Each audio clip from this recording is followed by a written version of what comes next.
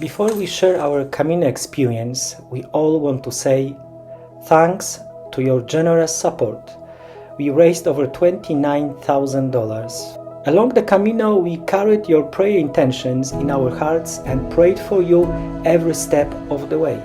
We especially remembered you as we entered and touched the tomb of St. James. All we can say, definitely your kindness walked with us. So thank you.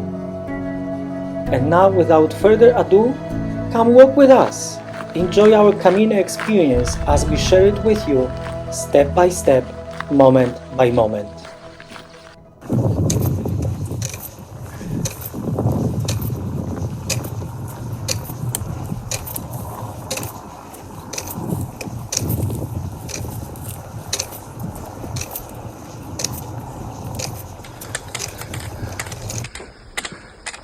You get some of that background.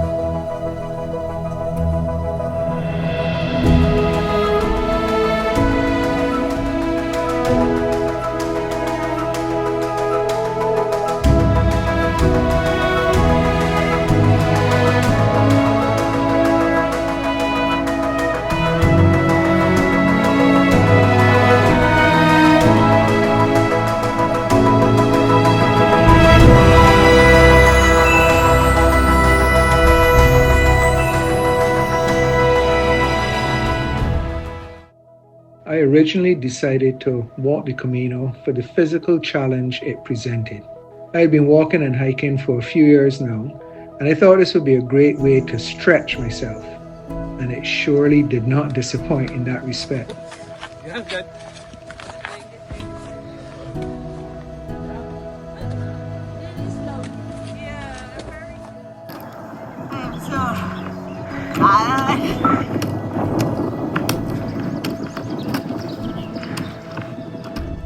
Two things really stood out for me on the Camino.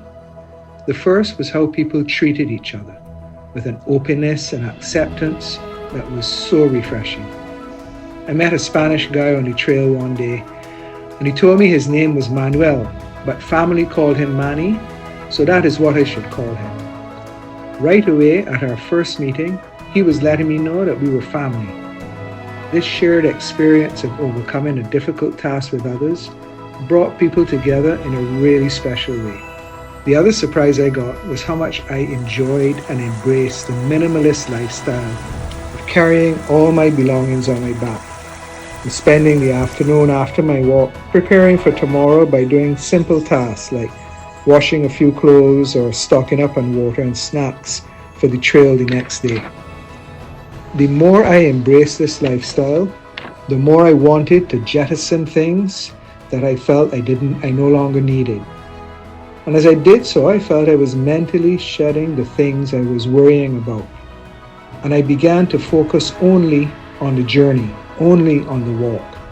I was listening more, and more importantly, I was hearing more. The Camino, for me, became a representation of how God wants us to live. His people, united and supportive of each other, following a path towards Him, walking alone and sometimes walking with others. It was truly an amazing experience in so many ways.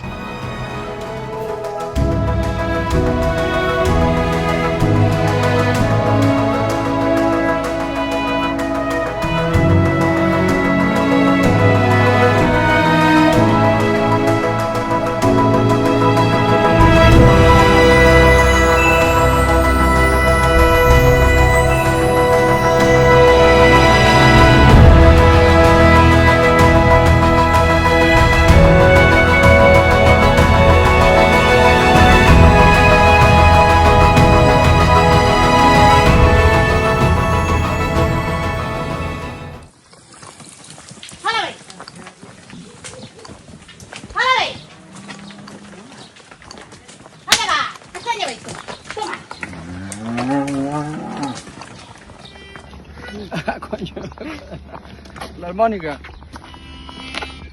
Ah, un vídeo. Buen camino. Ah, no. Why I decided to walk 315 kilometers with a backpack for the Camino. I do not go to the gym. I do not go hiking. Those who know me know that I love to travel. I had done one of the routes some 10 years ago from Porto. No guide, 2 women, paid up front for places to stay and to help transfer or carry on from place to place, as unsure what may come our way. This time it was 9 of us, 7 guys and 2 women.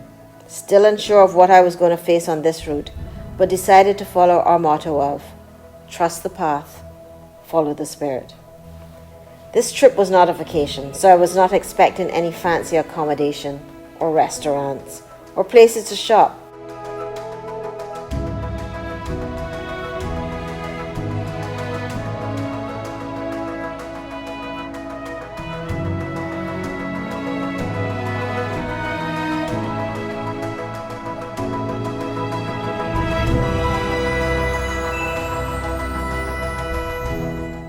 But a bold step into the unknown and being open to what life would put in front of me each day. It was exciting, a new challenge out of my comfort zone. As a woman, packing was the first challenge, well, for me. No powder, no makeup, no jewelry, no different options of what to wear. Then the thought of sleeping in a dormitory, the things we see on TV. Could I do it? Would the bathrooms be clean? If no washer and dryer, would I run out of clean clothes? What if I could not keep up with the others who hike or exercise? Seriously, am I wearing flip-flops to go out for dinner? Yes, all important questions. No amount of YouTube videos could prepare me for this journey. However, I was truly surprised along the way. The routes were clean and no debris scattered along the path. No wrappings from your chocolate bar or discarded waste. It was mainly the men who stopped to spend a penny. If we stopped at a coffee shop, I used the facilities whether I was desperate or not, as I never knew when next we would stop. When we reached an albergue, the bathrooms were clean. Some places had bathrooms just for women and some co-ed per floor. However, not once did I feel afraid in any of the towns of being attacked, of someone stealing from my backpack which we left by the side of our bunk when we went out for dinner, or even when I walked the corridors alone to go to the bathroom. Sad to say, I would be very wary if doing this in my hometown. Some places were 120 bunk beds in a room, and if lucky, we had a room just for our group. One of the women I met and I keep in touch with started walking from France by herself. We struck up a conversation whilst waiting to check into a place, and then we would meet up along the way. She was backpacking as well, no fear, just facing the unknown. When you leave things in God's hand and not try to control the narrative, things all work out in the end, and you're a stronger person for it. Many days walking up the flat hills, a joke among the guys and myself. I would talk to God, asking if he thought this was a joke to him. So early in the morning there is a hill. He gave me the strength each day, dealing with blisters, bad knees, etc. At times I walked alone, not a soul in sight, and I felt no fear. Actually, a sense of peace, listening to the birds, watching the vast countryside, or hearing the distant ring of a cowbell. From nowhere a person would pass by and smile and say, "Buen camino," and continue on their way. And if I was lucky, I would pass them out and smile as I passed them, saying, "Buen camino." The hills or rocky slopes were my biggest challenge, but I plodded through. By the grace of God, I managed. I thank God for the strength he gave me. Everyone struggled in some form or fashion. We all dealt with our issues differently. We looked out for each other. For me, it was like if I had 7 brothers who all looked out for me. The jokes walking back to our dorms, helping out each other, sharing cream for aches or bandages. The Camino is something you have to experience as it's different for everyone. However, you must be open to let go of the negativity of, "I cannot do this." And you'll be surprised where the strength comes from. I never imagined I could walk that much per day or travel only with a backpack with so little clothing for the length of time we were away. But I was surprised and thankful that I embraced the adventure and left all my worries to God.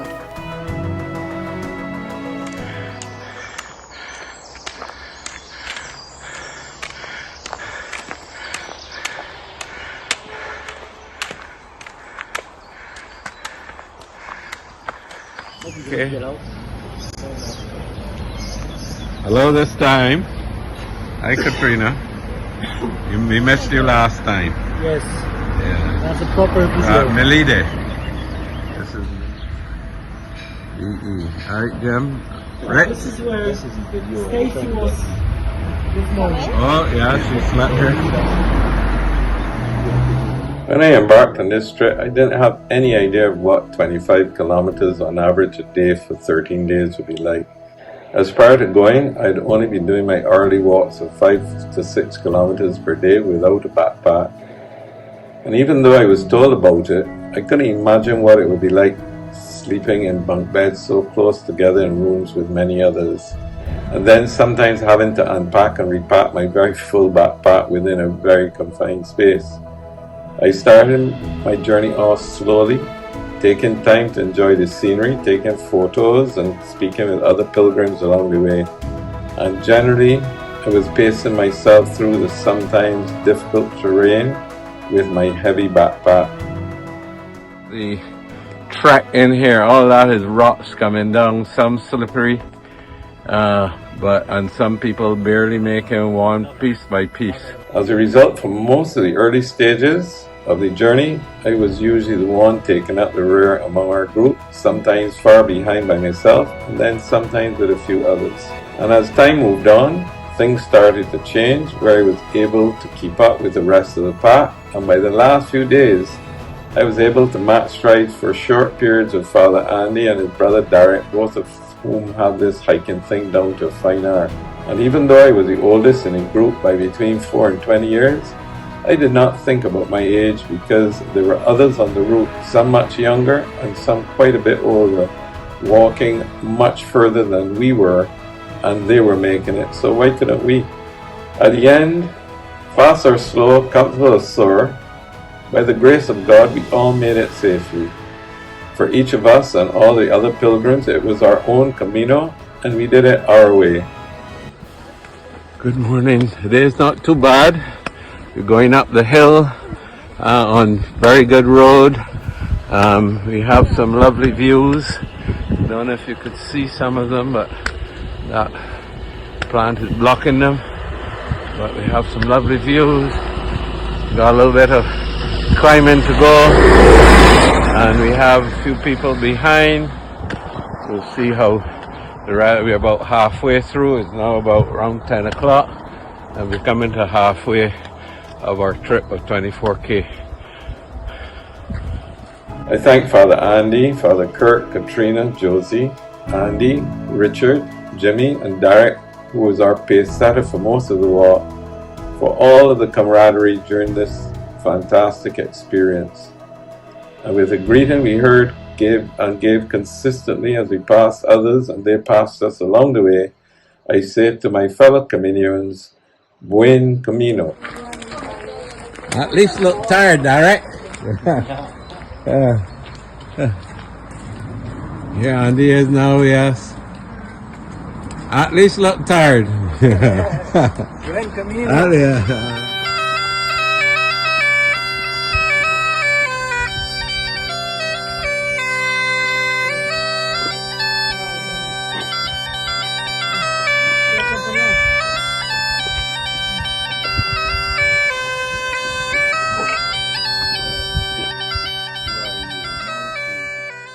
The Sunday before I left for the Camino, I told my parishioners I'm going to deal with my demons. And I think that is what exactly I did.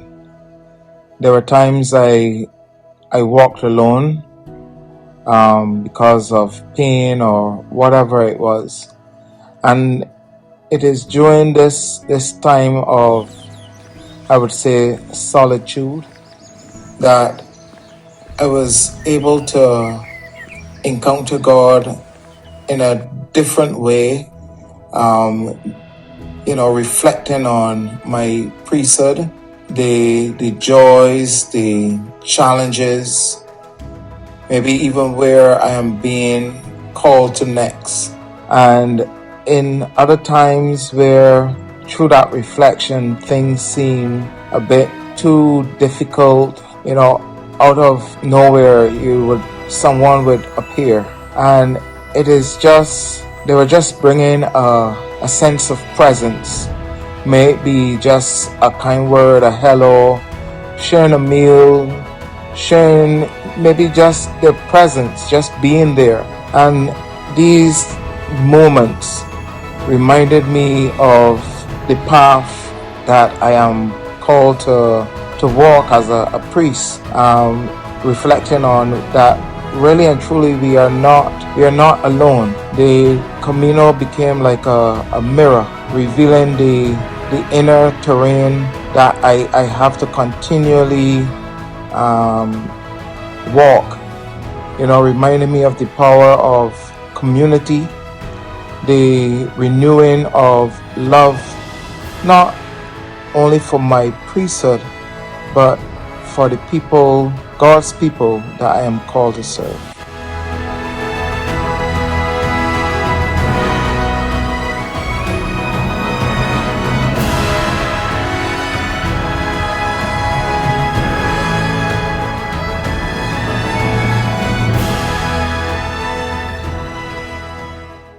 I always wanted to go on a pilgrimage, and when the opportunity to walk the Camino presented itself, I jumped on it.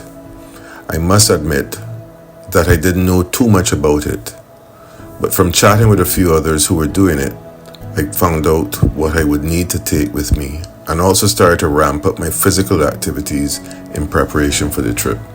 I deliberately limited the type of online research I did to resources required and a bit about what to expect along the way, but no testimonials, as I didn't want other people's experience to shape mine.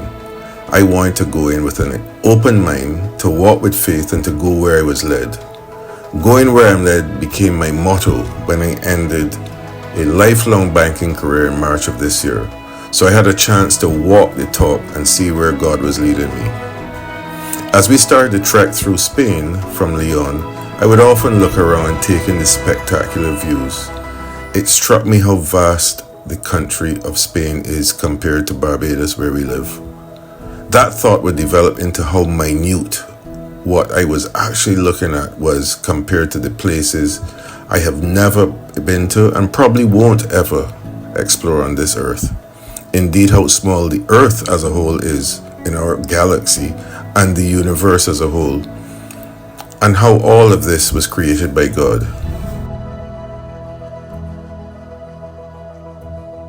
One particular day, this thought came even more sharply into focus when I was walking by myself, and there was a dense fog that morning. My visibility was restricted and it was cold. I couldn't see the countryside. No one in front of me, no one behind me.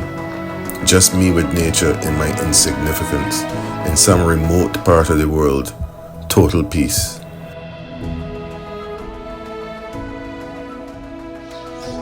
Just me listening to the birds singing, to the streams of water, to the sound of my breath and my footsteps. Just me and God speaking through the beauty of His creation.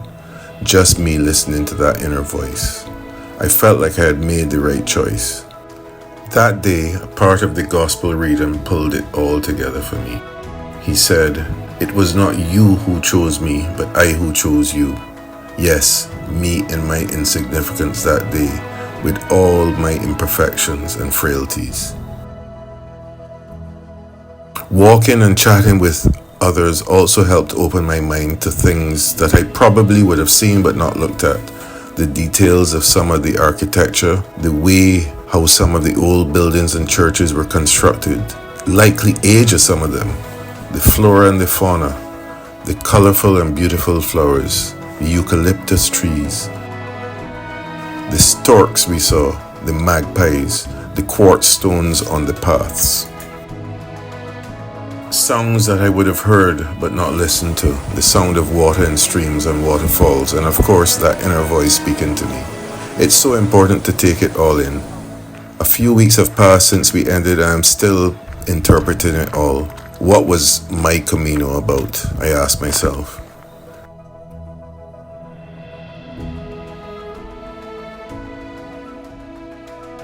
Then there were the people who we met along the way, speaking different languages for the most part.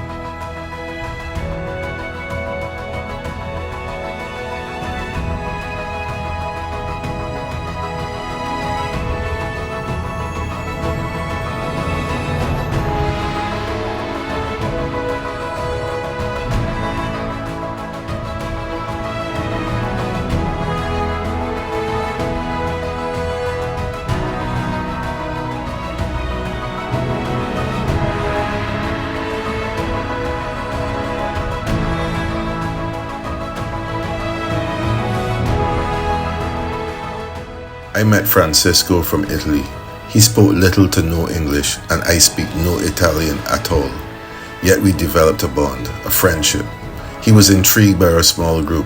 I hadn't seen him for a few days, and I remember saying to Katrina, who I was walking with at the time, that I regretted not taking a picture with him. Then lo and behold, 5 minutes after, Francisco turns up, and we embrace like long-lost friends. And he insists that I record a video with him to tell his family back home and friends a little about me and Barbados. This experience became almost commonplace, and friendships were made where we simply spoke the language of love. I particularly cherished the end of the day, each day, when we broke bread together as a group. There were so many lighter moments, and we got to know each other better. Reaching Santiago was particularly special.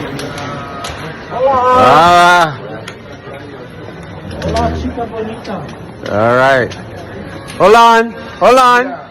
Dile a la mujer que aquí tiene una compañera suya que se lo podrá decir. Oiga, hay una compañera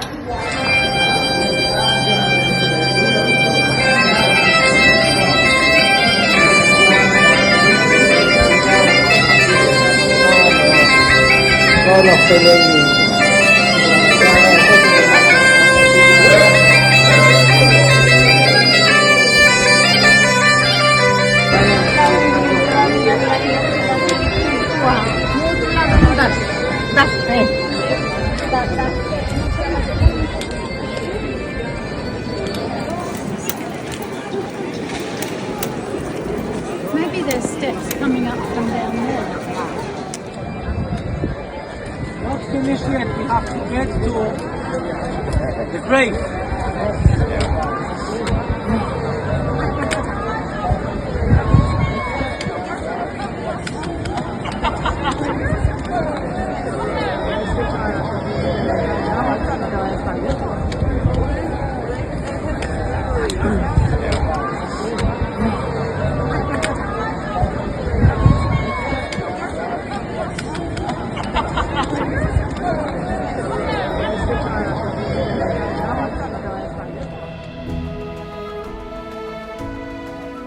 When we toured the cathedral and touched the tomb of St. James, I was in the line with Andy Foster.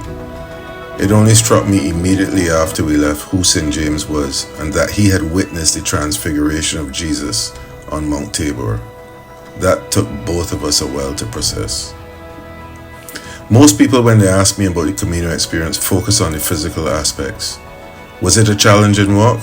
At times, yes, but the whole experience was a kind of metaphor for life. We followed the path and got to our destination.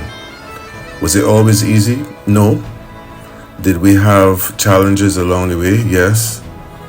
How you embrace and react to your suffering and life challenges are important. There was much joy in the people that we met, who each had their own proverbial crosses to bear. There was always someone walking with us, even when we were alone. Is preparation important? Absolutely. Ask the 5 foolish virgins in the Bible who had no oil in their lamps.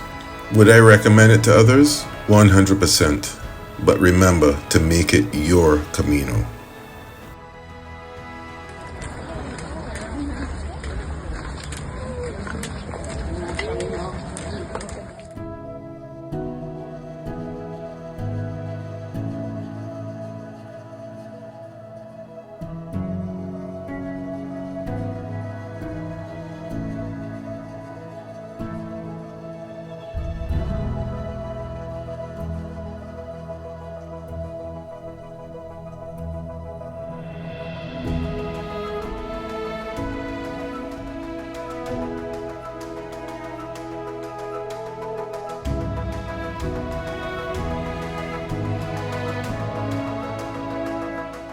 The Camino is an amazing but also challenging journey.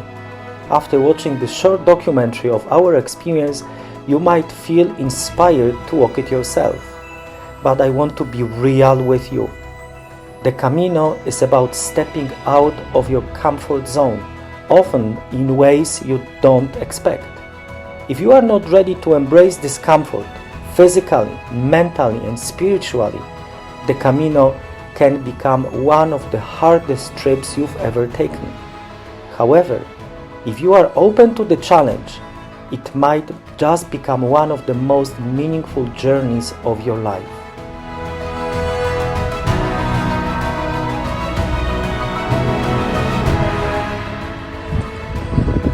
That's where we're going, and this is the track we have to go down.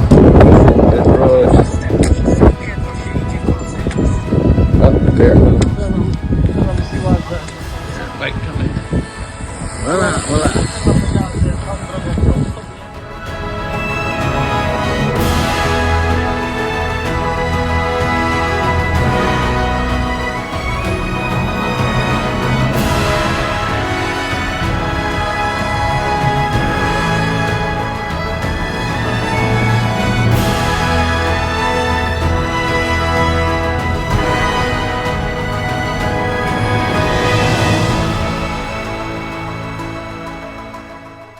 So thank you for watching. We hope you enjoyed it and that it sparked something in your heart. God bless you all. We need to memorize this scene. Yes, remember it.